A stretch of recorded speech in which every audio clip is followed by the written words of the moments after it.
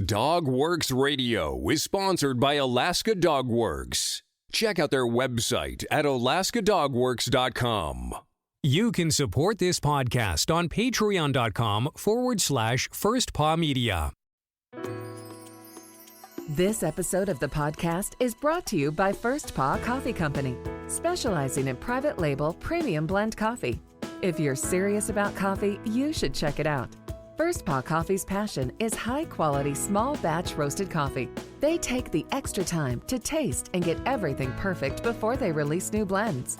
They aim to bring you a cup of happiness each time you pour yourself some coffee. Find out more at ak.dog/free and enter for a chance to win some First Paw Coffee prizes, a book from our collection, and tote bag. One winner will be selected at random each month. That's ak.dog/free. From First Paw Media, sponsored by First Paw Coffee Company, this is the Dog Driver Show. Visit our website at dogworksradio.com. Now here are your hosts, Robert Forto and Kourosh Partow. Hello and welcome everybody. This is Robert and I'm here with my co-host KP and we are the Dog Driver Podcast. And today we have a musher calling in from Yellowknife, Canada. KP, who do we have? Today we have a good friend of mine, John Beck from Yellowknife with us. John is from a big family of dog drivers in Yellowknife, the Beck family.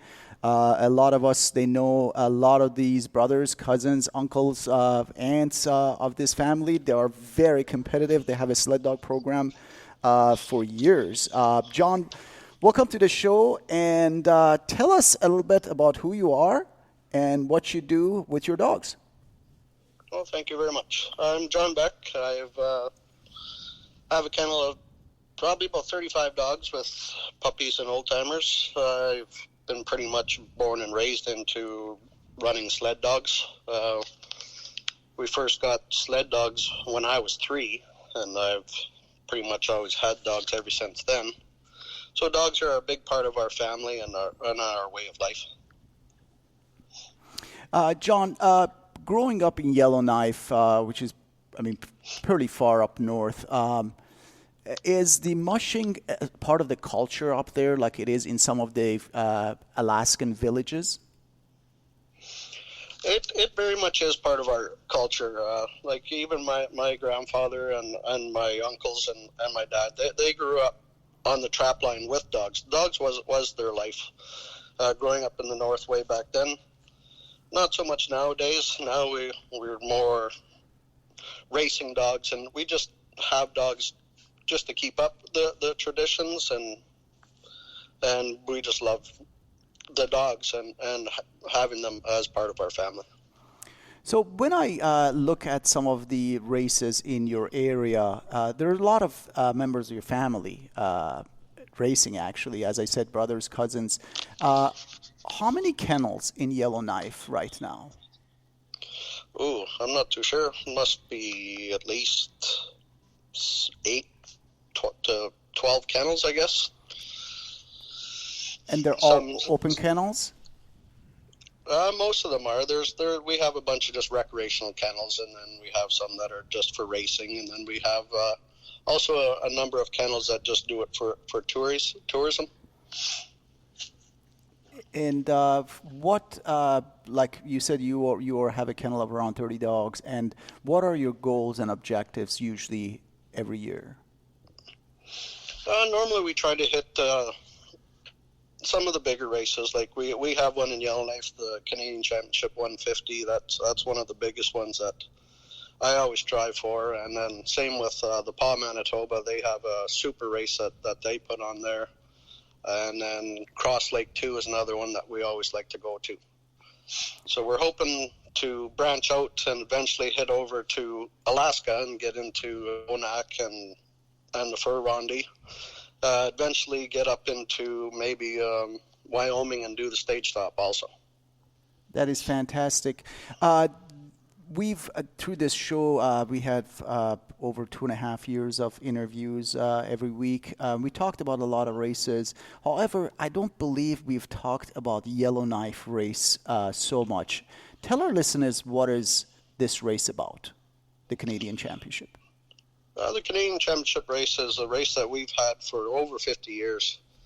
It started off with all the old-timers and people that trapline dogs that at the end of the year they'd always come bring their furs and come to Yellowknife for a carnival, and then they'd race their dogs, their old trapline dogs, and then it's evolved since then to the race that we have today, which is 150 miles, 3 stages of 50 miles a day.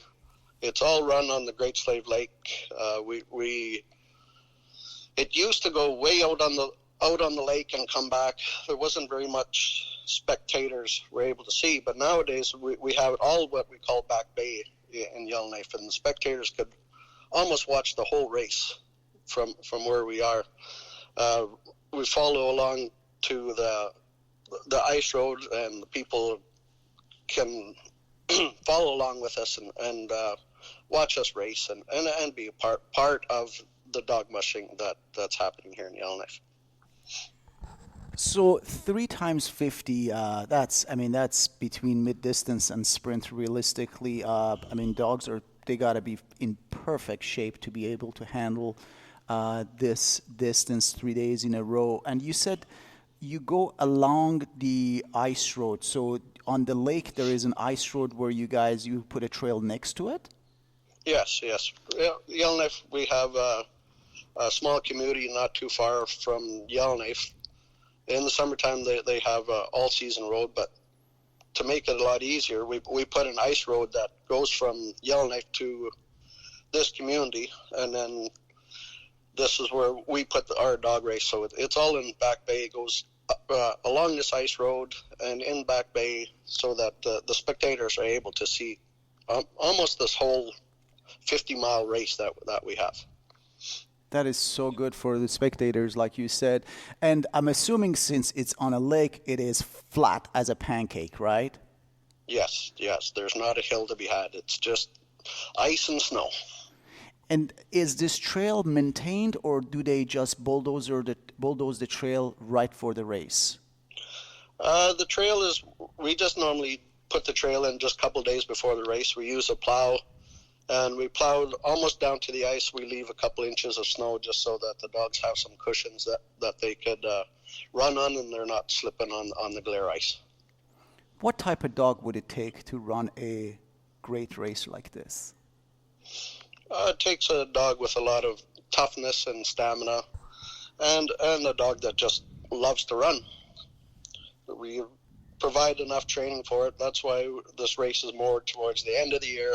So you have all year to train for it and get the dogs up to that mileage, and so that they're able to have fun and do it without any complications. Yeah, that's phenomenal. That is so incredible. That's it takes a special animal to be able to compete and do well in this type. And climate-wise, what type of temperature usually you have during this race? This race being end of March, we could have any variety of temperature, right up to -30 to +10. It varies almost every year, but for the most part, it's pretty good, around -15, -20. These are Celsius, right? Celsius, yes, sorry. Okay. What type of speed and what type of strategy people do they have? I know, like for Onak and Rondi, we try to hold the team down and keep the pace at such GPS speed. What about Yellowknife? Is it a race that you let them go all out? Or I've seen crazy videos that people laying on their baskets and just trying to catch no air and go full speed on those. What's the plan usually when you go out there to race this race? The plan is, we try to set them up for success right from the start, so that we're not really holding them back, but we're not letting them go crazy speeds either, so that we still, at the end of third day, the dogs still have lots of gas left in their tank so that they're able to make it. So I think it's more of setting them up from the start of the season Whereas we just build a basic pace into the dogs that they're able to maintain over those distances. And what type of pace and speed usually you're trying to maintain for this race? I usually try to keep my dogs around 15 miles an hour, 17 miles an hour. But come race day, dogs always have a different idea, and they like to go faster. Yeah, I don't know if I've seen it was you or other people that I've seen. What's the deal laying down the baskets? Being on the Great Slave Lake it's a big lake, and it could be very windy. So we try to get into our sleds to get out of that wind, and just helps the resistance for the dogs. It gives them less pulling, so that they could just run there and then not having a big sail that they have to pull behind. What about if you need to stop suddenly? You learn to get in pretty fast and learn to get out pretty quick. Very good, very good. If there's anything that you have to keep your eye on things, and if there's anything that's coming up, you get out of your sled so that you're not caught in there. Yeah, going around. John, tell me about your dogs. I want to hear about your dogs. What are the bloodlines behind? I know that your family, you guys have been breeding dogs for years, but tell me about your dogs. Yeah, we've been breeding dogs since. We like myself, I prefer to train my own dogs that I breed rather than from other people. I find I could train them to my style of running versus trying to retrain a dog that's been in someone else's kennel. So we've always done a lot of breeding to develop the dog the way that we like it, and a lot of my lines come from way back when the Burner and Snappy breed, but nowadays they're more like Buddy Streeper, the Kevin and Ray Cook dogs, and Roxy Wright breed is a lot of what we have in our kennel now. So you have mainly Alaskan Huskies, right? No hounds? Mainly Alaskan Huskies, but with the Streeper dogs, we do have some pointers mixed in with our dogs.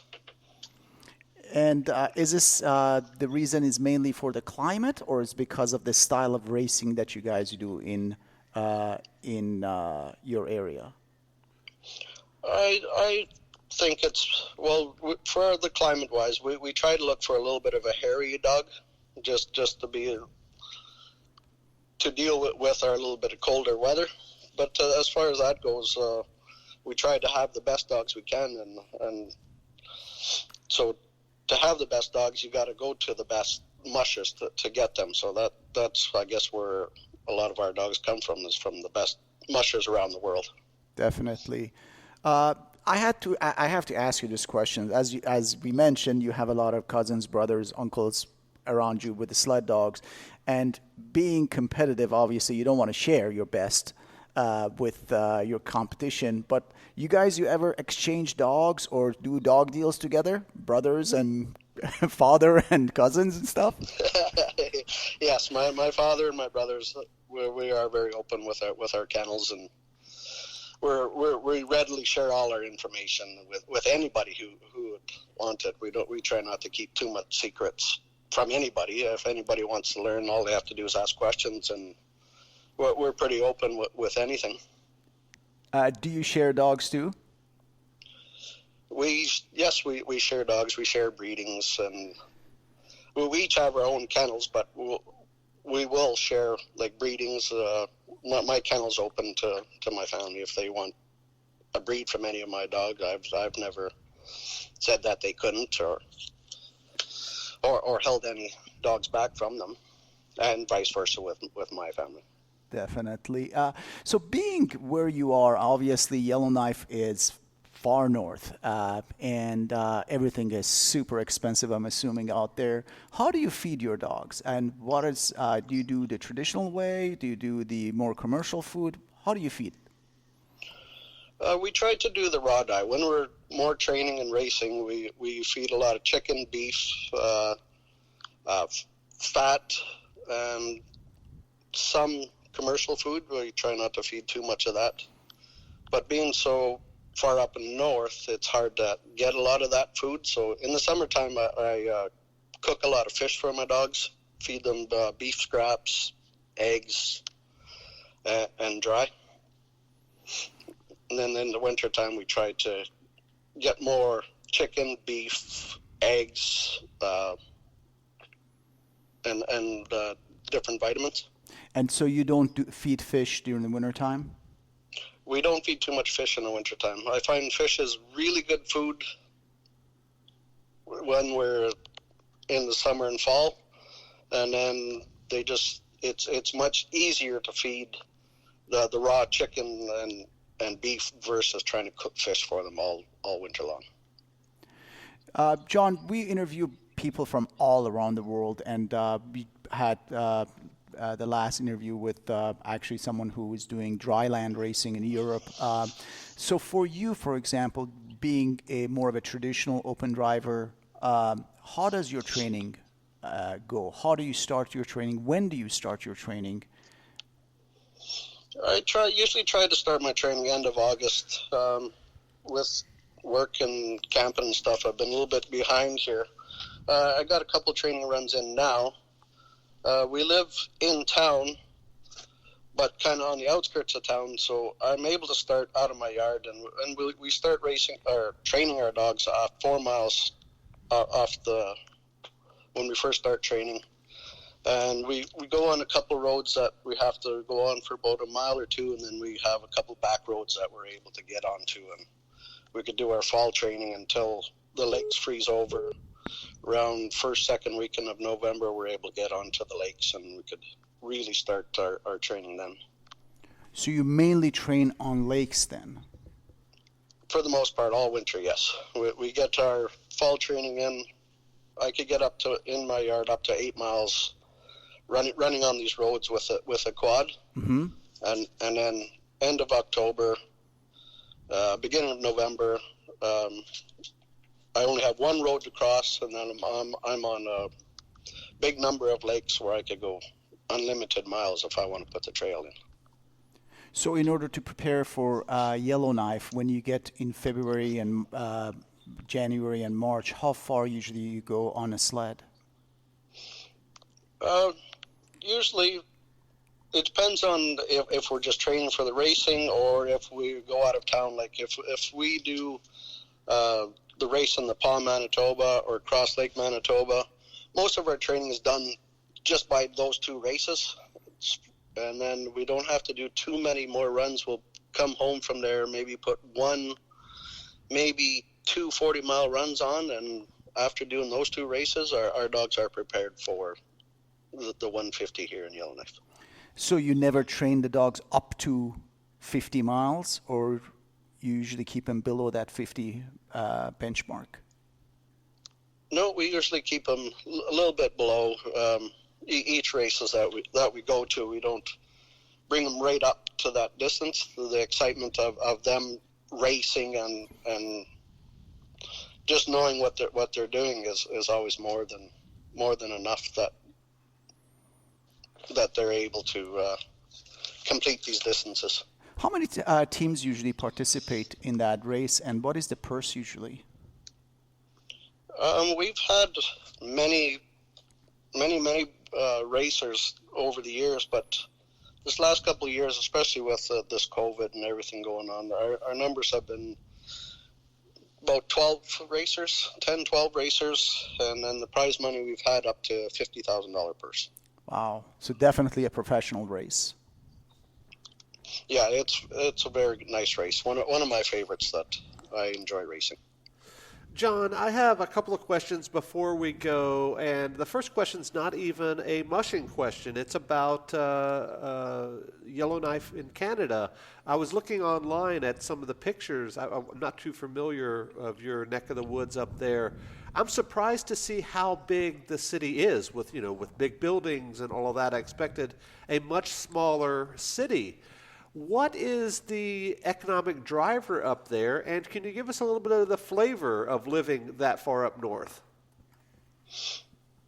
I think just the flavor of living this far up north is being part of nature. like we're right from my house here. I just got to go across the road, and I'm into nature. I could go snowmobiling, hunting, everything I would like to do, fishing, just right from here. And I think the economy is right now is a lot of the mines. We have diamond mines, gold mines. The government plays a big part of our city here. Our being here in Yellowknife is the capital of the NWT, and we have upwards of to 20,000 people, a little over 20,000 people in Yellowknife. And for perspective, for folks that are listening, what's the largest city from you? Is it Calgary, and how far is that?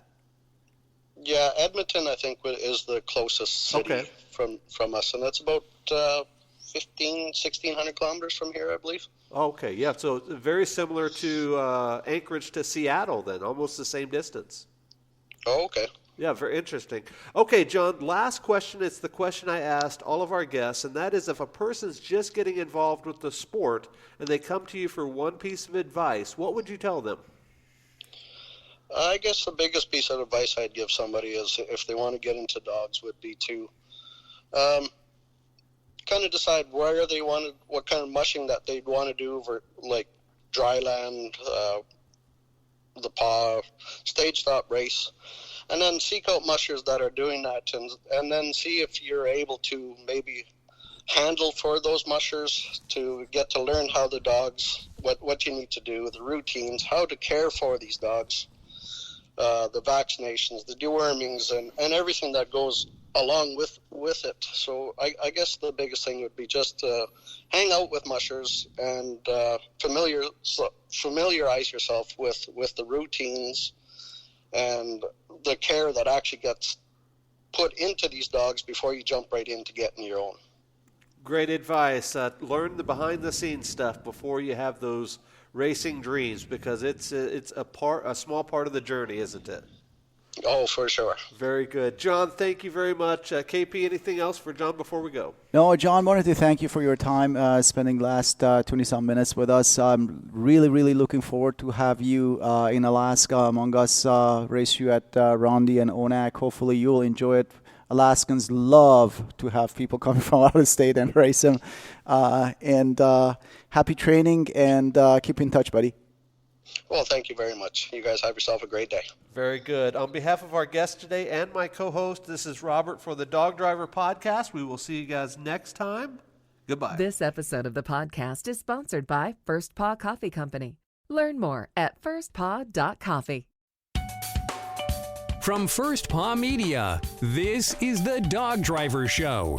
We hope you enjoyed this podcast, and we invite you to subscribe in Apple Podcasts, Spotify, Stitcher, or wherever you get your podcasts. You'll find a link on the episode notes. You can tap or swipe on the episode cover art, and you can see some offers from our sponsors. You can support our show by supporting them. If you like what you have heard, we would love it if you could give us a 5-star rating and tell your friends how to subscribe too. Your hosts are Robert Forto and Kourosh Partow. Our producer is Robert Forto and created for First Paw Media. Did you know that Alaska Dog Works trains service dogs for those in need throughout North America?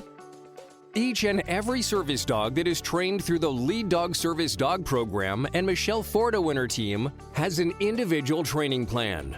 We train for autistic, mobility, psychiatric, and PTSD for our soldiers for service work. If you know of someone that may need a service dog, please take a moment and check out Alaska Dog Works on social media and at alaskadogworks.com.